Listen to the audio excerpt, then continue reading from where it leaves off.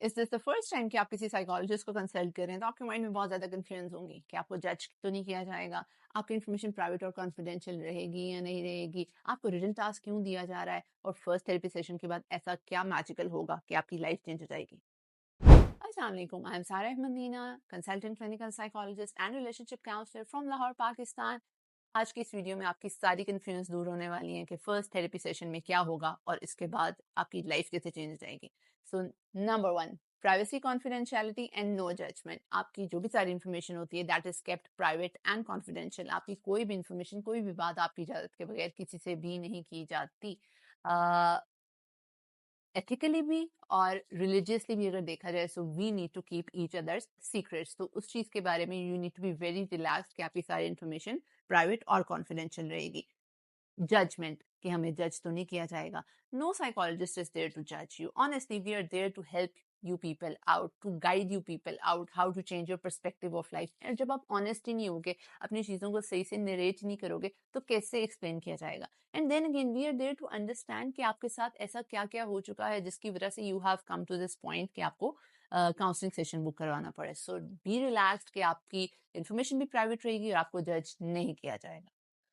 Number 2, that why we inquire so much detailed information, your date of birth, your education, your occupation, birth order, relationship with the family, father's occupation, your relationship with the siblings, how many friends do you have, how do you socialize, आपके पास traumas क्या रहे हैं, क्योंकि ये सब वो चीजें हैं जिसका आपकी लाइफ पे इफेक्ट होता है, आपकी पर्सनैलिटी पे इफेक्ट होता है। ऐसा क्या हुआ आपकी लाइफ में that you came to this point और अब आप थोड़ा सा डिस्टर्ब फील कर रहे हो। So it's not like that कि आपकी कोई इन्फॉर्मेशन लीक हो जाएगी, but that is required for the therapeutic journey.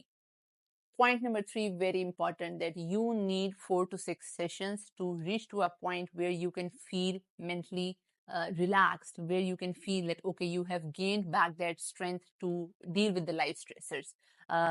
First therapy session, obviously you're going to share your information, your history, and what are the problems, what are the things which are disturbing you. तो उसके बाद उन चीजों को follow up भी तो करना है, उनको मैनेज करने के लिए आपने टेक्निक्स भी तो सीखनी है। यू हैव टू लर्न कि how you have to manage each and everything, और आपने अपने पर्सपेक्टिव को कैसे चेंज करना है। So it is the journey of 4 to 6 sessions. Next point, expecting magical results after first therapy session. अब देखें, आपने थेरेपी सेशन बुक करवाया है, आपकी लाइफ आपके लिए 30 ईयर्स पुरानी है, 35 ईयर्स पुरानी है। So one session of 30-35 minutes isn't enough to resolve your concerns. आप अभी काउंसलिंग सेशन बुक करवा रहे हो, अभी फर्स्ट 10-20 मिनट्स में डेमोग्राफिक इन्फॉर्मेशन होती है, देन 30 मिनट्स तक आपकी हिस्ट्री होती है, then in the next 15 minutes psychologist is going to tell you that how to manage all these concerns. आपने अपनी थॉट पैटर्न्स, इमोशंस, फीलिंग्स, किस तरह से, मूड, किस तरह से इन सबको मैनेज करना है ताकि आपको ये कंसर्न्स फेस ना करने पड़े, ये इश्यूज ना हो जिसकी वजह से आपकी लाइफ डिस्टर्ब हो रही है। तो no magical results after first session. You have to look for the better point second session में, थर्ड सेशन में, फोर्थ सेशन में, when you feel like that you can manage all the things, तो फिर आप कह सकते हो कि भाई okay, we can find the results. Point number 5, very important, please help me and change my life. देखें, psychologist is not going to change your life, life आपकी वही रहेगी, स्ट्रेसर्स भी वही रहते हैं। I wish, hope and pray कि अल्लाह करे सबके सारे स्ट्रेसेस लाइफ में से खत्म हो जाएं, but psychologist is going to tell you कि आपने उन सब स्ट्रेसर्स से, उन सब लाइफ सिचुएशन से कोप अप कैसे करना है, उनको डील कैसे करना है, उनको मैनेज कैसे करना है। सो आपकी प्रॉब्लम्स लाइफ से उस तरह से तो नहीं निकल जाएंगी फर्स्ट सेशन के बाद, बट आप लर्न करोगे that how to deal with all the problems. And then again, psychologist is not your decision maker कि वो आपको बताएंगे अब आपने ये डिसीजन ले लेना लाइफ में और ये डिसीजन नहीं लेना। You have to have that clear perspective कि आपने क्या चीजें अचीव करनी है और क्या चीजें अचीव नहीं करनी, थेरेपी के आपके गोल्स क्या हैं। Point number 6, very important. You have to focus on your written techniques. Keep track of all the written techniques your psychologist is giving to you. आपने अपनी journaling पे बहुत ज़्यादा focus करना है। इससे आपको thought clarity मिलेगी, organized रहेगा, you will feel like कि जो भी wired up thoughts हैं आपके mind में, वो सब settle down हो रही हैं। And your brain has part amygdala जो आपके emotions को control करता है। So जब आप पेन के थ्रू अपने पेपर पे, अपनी डायरी पे उन थॉट्स को लिखते हो, अपनी फाइन मोटर स्किल्स को यूज करते हुए, तो आपके एमिगडाला में एक्टिविटीज स्लो डाउन होती हैं, तो आप अपने इमोशंस को कम इंटेंसिटी पे फील करना शुरू हो जाते हो। So automatically you start feeling better. So written techniques की बहुत ज्यादा इंपॉर्टेंस है। Point number 7, health psychology and your own role in your therapeutic journey, जिसके अंदर diet, physical exercise, sleep, mobile phone usage. Diet में आपने सारी अनहेल्दी चीजें छोड़नी है। फिजिकल एक्सरसाइज में try to have 40 to 45 minutes of walk or some proper physical exercise. Sleep, try to have good sleep of 6 to 8 hours. You try to keep your mobile phone away after 9:30. Try to sleep at 10, get up at 4, have some physical exercise. और इस तरह से आपने अपनी routine को change करना है जिससे आपकी स्लीप प्रॉब्लम्स भी ठीक होंगे.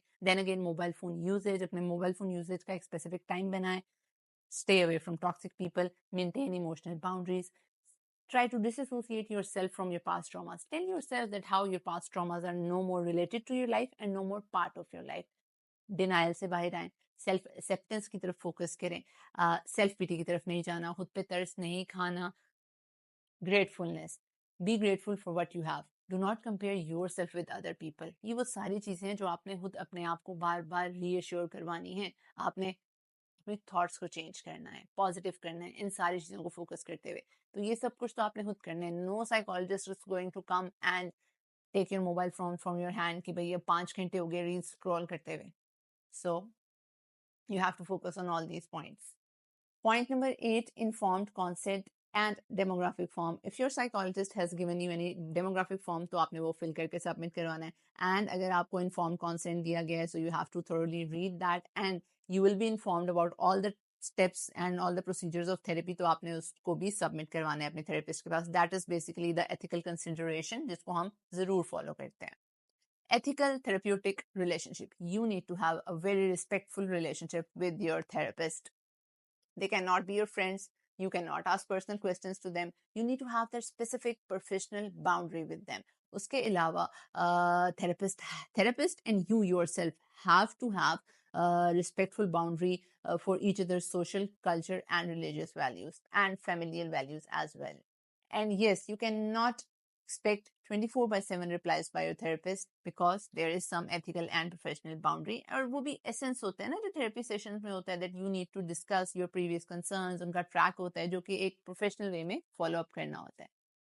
Last but not the least, do not come up with self-diagnosis. आप लोग आते हो और कहते हो कि हमें OCD है. अब psychologist is going to analyze everything about that. तो आपने अपना diagnosis नहीं लेके आना, लेबल नहीं लेके आना कि मुझे एंजाइटी है, मुझे पैनिक अटैक है. आपने सिम्टम्स बताने हैं कि मुझे रेस्टलेसनेस हो रही है, मेरी हार्ट बीट तेज हो रही है, या मुझे क्राइम स्पेल्स आ रहे हैं, या मुझे कुछ भी.